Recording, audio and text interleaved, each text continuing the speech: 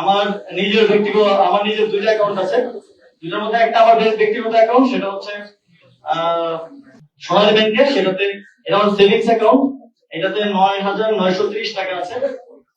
আর আরেকটা হচ্ছে আমার স্যালারি অ্যাকাউন্ট, যেটা আমার গভর্নমেন্টে থাকা অবস্থায় স্যালারি সহ গভর্নমেন্টের আরো যেই টিএডিএ সহ যেই লেনদেন, সেটা এই অ্যাকাউন্টের মাধ্যমেই হতো।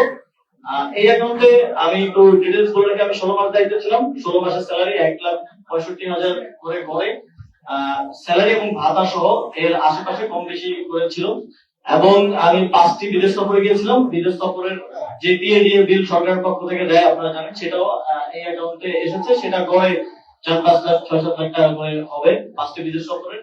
এর বাইরেও দেশের সরকার থেকে আরো বিভিন্ন খাতে বিভিন্ন যে ভাতা সব মিলিয়ে এখানে এখন আছে 9,78,626 টাকা।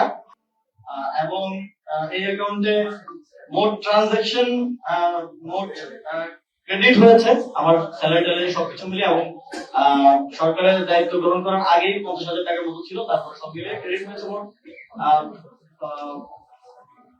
85,81,000 টাকা। আর ডেবিট হয়েছে 76,03,000 টাকা। এখন আছে 9,78,000 টাকা।